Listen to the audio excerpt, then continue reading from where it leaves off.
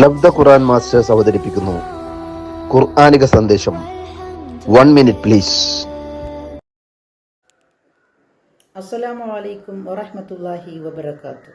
പരിശുദ്ധ റമദാനിൽ നാം നേടിയെടുത്ത വിശുദ്ധിയെ കളങ്കപ്പെടുത്താതെ കാത്തു സൂക്ഷിക്കുന്നവരായിരിക്കുക നാം ഓരോരുത്തരും.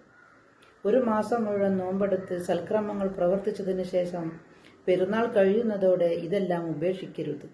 ഇതിനെ സംബന്ധിച്ച് അല്ലാഹു സുബ്ഹാനഹു വ തആല പരിശുദ്ധ ഖുർആനിലെ സൂറ അൻ-നഹ്ലിലെ 92-ാമത്തെ വചനത്തിൽ പറയുന്നു: നൂല് നൂൽക്കുകയും അത് മുറുക്കി പിരിച്ചതിന് ശേഷം അതിനെ ഇഴകളായി പിരിയുടച്ച് കളഞ്ഞ ഒരു ഭ്രാന്തി സ്ത്രീയെ പോലെ നിങ്ങളാവരുത്.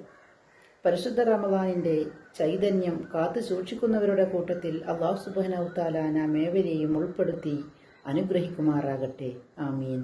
അസ്സലാമു അലൈക്കും വറഹ്മത്തുള്ളാഹി വബറകാതുഹു.